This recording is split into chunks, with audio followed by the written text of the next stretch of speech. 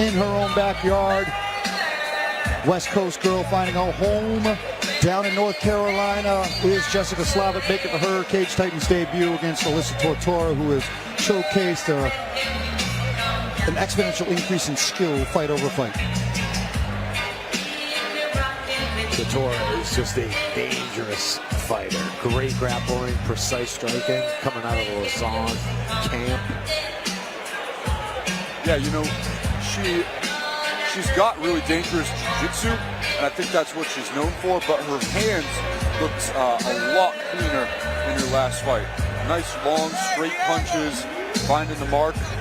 Like you said, you know, really much improved each fight in her short career.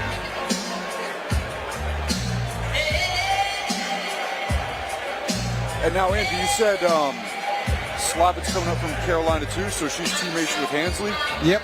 Okay. So we know what kind of bulldog pressure they bring. If that's a theme of the gym, we saw her teammate Whitley Hansley throw down against against Tara Walmsley earlier tonight in a 3-round barn burner. So expect nothing of her training partner in Jessica Slavit, the Ovarian Barbarian, as her moniker. That's her nickname? That's hilarious. That's a killer nickname.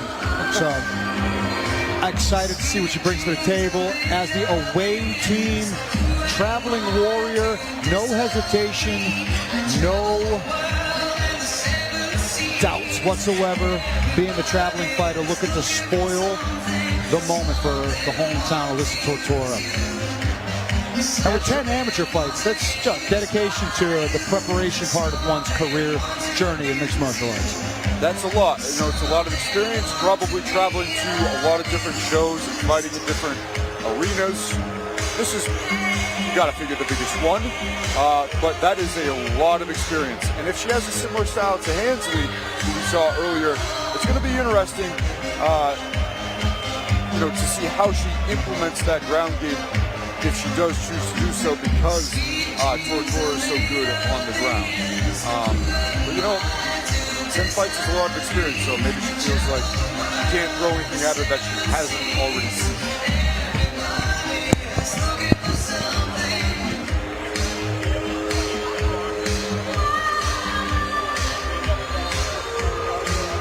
Really light, excited, having fun here in the cage. Yeah, very good energy. Tortora is way more of a locked-in type of fighter. I expect she's going to come in pretty intense. Yep, quiet, focused, no frills. Yep. Definitely no dancing. Yep. All business. Yep. Intense music. Lausanne in the corner.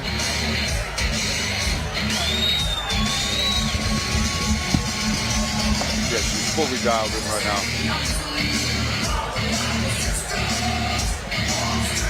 Yeah, you can tell she has an objective in mind, and she's here to complete that objective. Yep. Fun is like for another day. Yeah, right. You don't need emotions. Not necessary. Not required. That only gets you in trouble usually. I know from experience.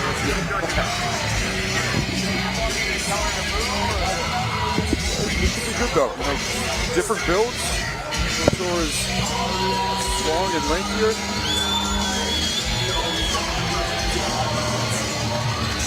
And on the flip side, Slavit is shorter and more compact. 5 inches in height for Alyssa Tortora and 8 inches in reach. It's going to be very interesting to see, you know, the clash of builds and potential clash of styles here. You have to do this. We're getting Andy in. Really deep introduction. He's befuddled.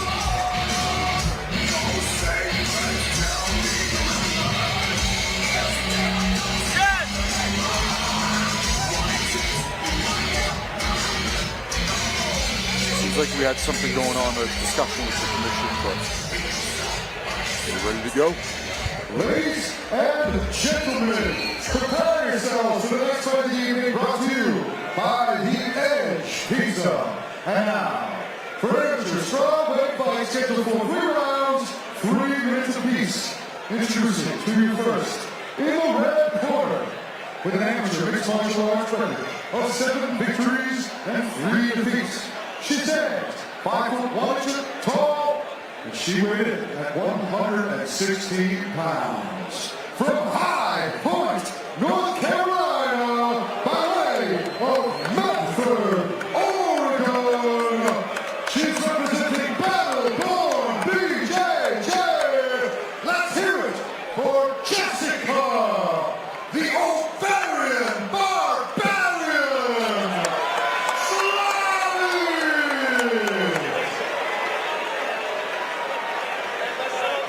And now, introducing her opponent, standing across from her in the blue corner, with an amateur mixed martial arts record of 2-1. She stands 5 foot 6 inches tall, and she weighed in at 116 pounds. From Middleborough, Massachusetts, she's representing Loser.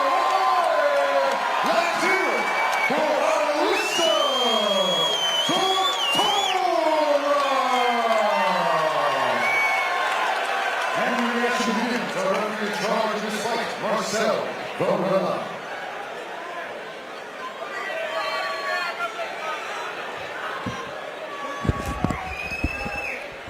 Contrasting builds and personalities. This one should be interesting. And the crowd loved the Ovarian Barbarian. Yeah, they That were was booing funny. her, That and guy- then all of a sudden they popped for it. All right, we I like her respect now. the nickname, Yeah, but she's cool. Tortora, obviously the hometown lady here.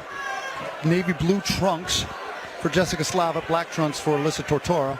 And again, yes, much to the reach advantage and height advantage for Tortora, but Nice strip. Very nice. and yeah, the low center of gravity. Turns the table. Into some knees. I like that. You don't see people knee enough from side mount. Oh, wow. She picks it Her up. position. She could get slammed Ooh, here. Yes, slam. wise to bail on that. And she bailed and landed on her feet like a cat. Yeah, right? Yeah, that was athletic. Nice got good pummel in into position. double unders. Slavit's good on the cage right here, but just got to watch that throw. Nice knee to the body from Alyssa Tortora. Snuck in there. Tortora is like the next generation of fighter where she just learned so young and she's just so good everywhere. Just looking for that outside trip again. Slavit wise to it though, catching the leg. Keeping her underhook nice is Slavit. Yeah, she's doing a good job of dirty boxing for me here. And staying tight and compact and Another burning the knee. clock with the control time here. Tortora is landing here in the inferior position, but it's hard to score good points from there. Yeah, especially as an amateur. Like, you got elbows to the side of the head as a pro, Yep. but, there's not really anything off the back of the fence. Great I mean, work. nice transition. She's got an arm trapped in, too. Trying for that Dagestani handcuff and a reverse Into a bit crucifix. of crucifix, yeah. Oh. But Slavit, Guillotine. game. Guillotine on the wrong side. Slavit about to pass to the right side, but we know Tortora's versed in the jiu-jitsu game. Nice pass by Slavit. Yeah, doing everything technically sound to stay out of jeopardy from the attacks off the back from Alyssa Tortora, who's now landing some ground and pound off the back. Great work, right? Goes for the arm bar and then punches while it's Nice hammer. trapped. And a hammer fist from Slavit, who's got a bite on the leg. And again, an amateur competition. Straight ankle locks legal, knee bars legal. Cannot reap the knee as in heel hooking. But certain leg attacks are within the construct of an amateur rule set. And a full back take for Jessica Slavit now. And a hush falls over MGM Fenway. 30 seconds, Jess. Let's look for the choke.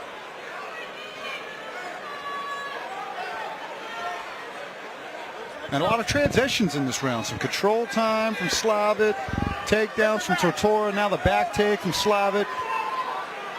Yeah, Good. a couple nice reversals, but Slavit's ending on top here at the last 10.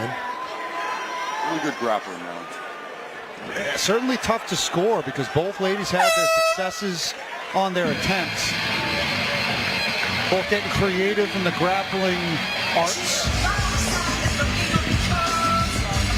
And a competitive back and forth. ground between these two strawweight ladies. For sure, yeah, really competitive. Oh, wow. Whoa, look at the mouses on her head. Nice. Yeah, that's quite the hematoma there on the forehead of Alyssa Tortora from some of those ground and pound shots from Jessica Slavit. Yeah, that's what happens. This is the fight game. The lovely Lauren getting us set for round 2.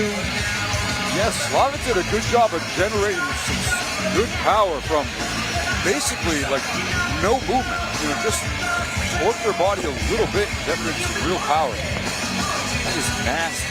Yeah, I didn't even see the shot that caused that. At least it's on the top of the forehead. It's not really going to be an issue like swelling wise.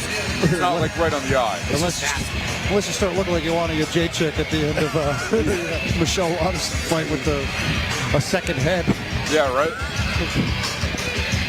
But it doesn't matter. It's the price to pay for victory. You got to take the consequences and trudge forward, and that's what Alyssa Tortora is going to do with a significant amount of swelling on that left side of the forehead. But Slavit right back into the center. It was a headbutt or something. I can't imagine a punch doing that so fast. Oh, it happens. There was some nasty ground and pound there from Slavit. Ooh. Oh, the reversals here. A reverse to a reverse.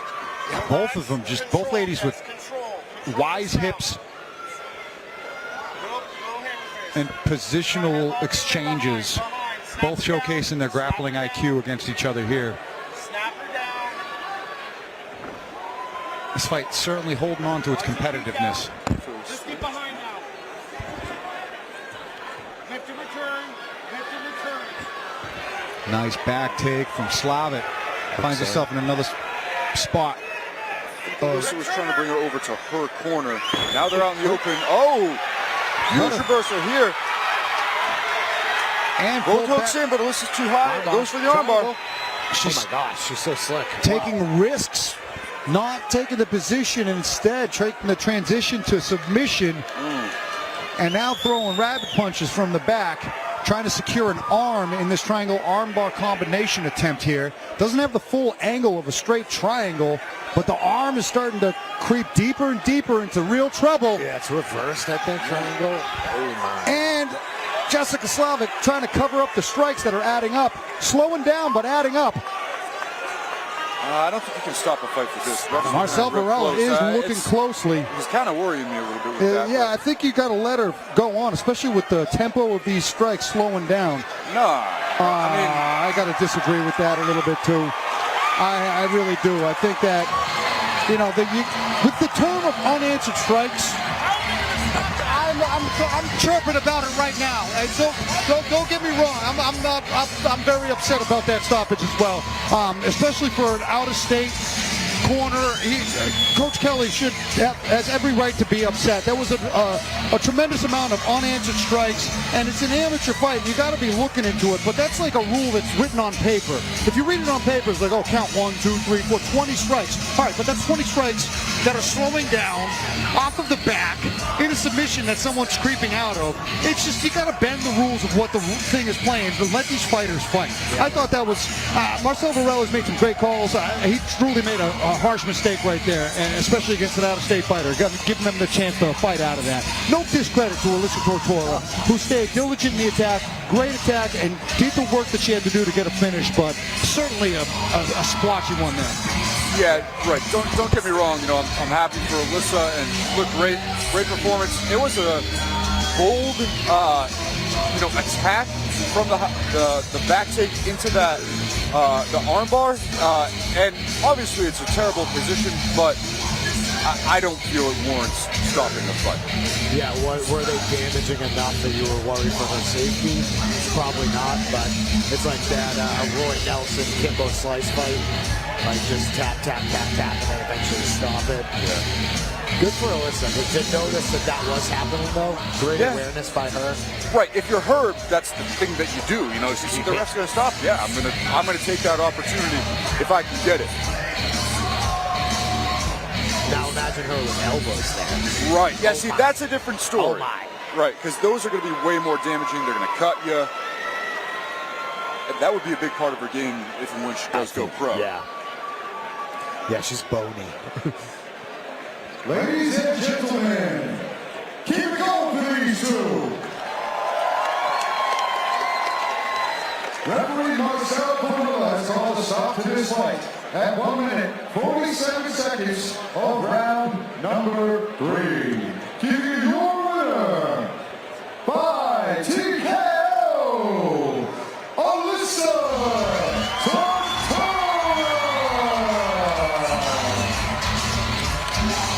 Yeah, so that's a big win for Alyssa, fighting somebody with as much experience as Slavit. You know, Tortora just had 3 amateur fights and Slavit with 10. So at the end of the day, that's a big win for Alyssa. You know, overcoming some adversity and looking good in the process.